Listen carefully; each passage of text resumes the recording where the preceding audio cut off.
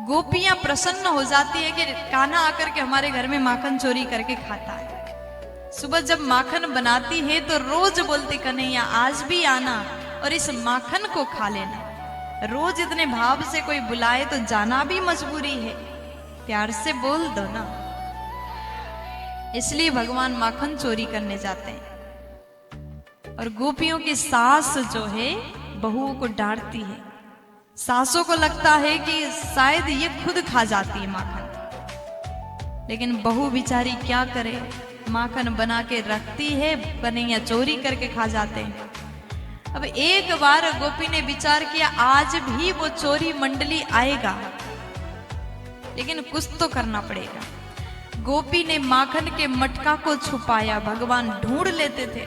और एक दिन गोपियों ने एक प्लानिंग बनाया, मटका को ऊपर लटकाया, जैसे लटकाए ऊपर लटकाया, और साथ में एक घंटी को भी लटका दिया। उस समय कैमरा तो नहीं होता था, नहीं तो आजकल तो चोर को पकड़ने के लिए सीसीटीवी कैमरा लगा देते हैं। लेकिन उस समय अब क्या किया जाए, कैसे पता चल जाए कि चोर घुस आया है। तब गोपियों ने साथ में घंटी को टांग दी। भगवान धीरे से आए, अपने मंडली के साथ में प्रवेश करते हैं। मटका को ढूंढा, कहीं पर भी नहीं। भगवान का नजर ऊपर गया, ऊपर देखते हैं मटका टंगा हुआ है। अब छोटे छोटे हैं, भगवान छोटे, उनके सखा छोटे, अब कैसे उतना ऊपर पहुंचे। तो एक सखा के ऊपर एक, एक के ऊपर एक, एक के ऊपर एक करके सबसे ऊपर भगवान गए। माखन को देखा, घंटी दिख गई। घंटी से भगवान बोले घंटी बजना मत। घंटी बोली ठीक है नहीं बजूंगी। भगवान बोले मैं सबको माखन खिलाऊंगा, बिल्कुल मत बजना। घंटी बोली ठीक है, आदेश से तो पालन तो करना पड़ेगा। भगवान ने माखन निकाला, अपने सखाओं को खिलाया, सबका पेट भर दिया। भगवान खाने वाले थे, खिड़की से बंदर भी देख रहे थे, हमको भी दे दो थोड़ा। माखन निकाला, बंदरों को खिलाया, सब ने खा लिए, सब तृप्त हो गए। और अंतिम में भगवान ऐसे माखन निकालते हैं, जैसे खाने लग गए, घंटी बज गई। अब जैसे घंटी बजी, गोपियां दौड़ करके आए, अरे आज तो ये चोर पकड़ा गया। जैसे गोपियां भागते हुए आई, समस्त सखा भाग गए, भगवान नीचे गिर गए। गोपी ने हाथ पकड़ करके खींचा। भगवान बोले क्यों खींच रही हो, छोड़ दो मुझे, मैं जा रहा हूं। गोपी बोली आज तो हमने तुम्हें पकड़ लिया माखन खाते हुए। भगवान बोले कहां हमने माखन खाया, तो हाथ में क्या है।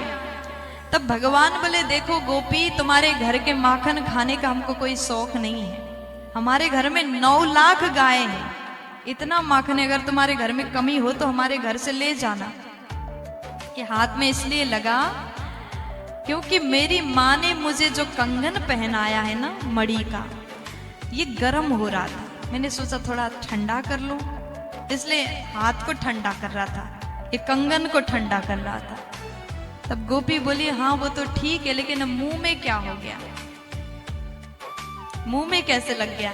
भगवान बोले ऐसा है, यहाँ जो गर्म हो रहा था हाथ में कंगन से, वो गर्माहट धीरे धीरे धीरे इधर पहुंच गया।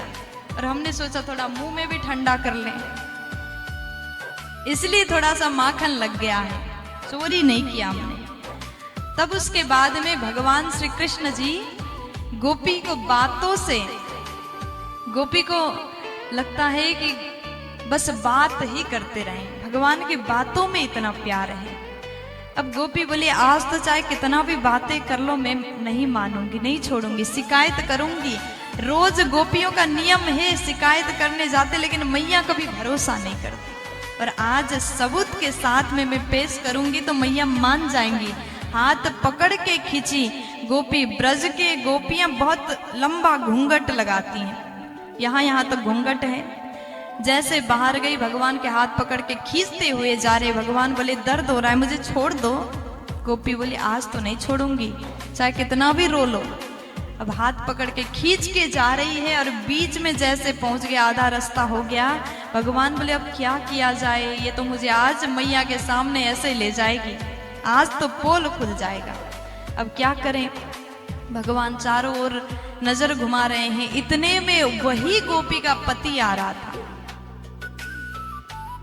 अब पति जैसे दिखा, भगवान ने इशारे से बुलाया इधर आओ, तो बेचारा आ गया। भगवान गोपी से बोले बहुत दर्द हो रहा है गोपी, दूसरे हाथ में पकड़ो। गोपी को भी मन में लगा कि बहुत देर से पकड़ के आई हूँ, दर्द हुआ होगा, छोटा सा हाथ है। अब गोपी ने कहा ठीक है, लाओ तुम्हारा दूसरा हाथ। जैसे दूसरे हाथ पकड़ाने के लिए भगवान ने हाथ छुड़ाया, अपना हाथ छुड़ा करके वही गोपी के पति के हाथ पकड़ा दिए। अब वो अपने पति के हाथ पकड़ करके खींच करके जा रही है, आज तो तुझे मैं नहीं छोड़ूंगी। लेकिन समझ में नहीं आ रही इस बात को, वो पति क्यों नहीं बोला? नहीं बोला, प्यार से बोलो। पता नहीं क्यों नहीं बोला, चुपचाप चला गया। गोपी हाथ खींच करके ले गई और यशोदा जी के भवन में जाकर के आवाज लगाए, मैया जी बाहर आ जाओ। जैसे मैया बाहर आई और उसने यहाँ तक घूंघट लगा करके खूब चिल्लाया, मैया आज देख लो। अपने पुत्र को कहती थी कभी चोरी नहीं करेगा, आज मैं सबूत के साथ लाई हूं। अब तो अपने बच्चा को समझाओ, इसको डांटो, थोड़ा संस्कार दे दो। गोपी ने खूब चिल्लाया, मैया को हंसी आई, सब बातें सुन लिया और अंतिम में मैया बोली कि गोपी एक काम करो, एक बार घूंघट उठा करके देखो। जैसे उसने घूंघट को खोला और देखा, उसी का खुद का पति खड़ा।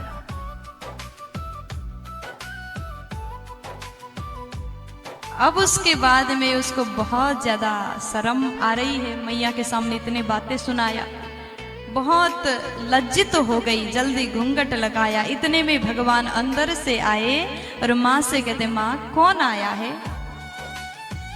तो गोपी ने भगवान को देखा, इतना क्रोध आया, लेकिन बोल कुछ नहीं पा रही, क्योंकि खुदाई के पति को ले जा रही थी। अब यशोदा जी कहती चली जाओ, मेरे लाला कभी चोरी नहीं करेगा। अब भगवान अपनी माँ के हाथ पकड़ करके खड़े हैं, गोपी शर्म के कारण भाग करके घर जाती है।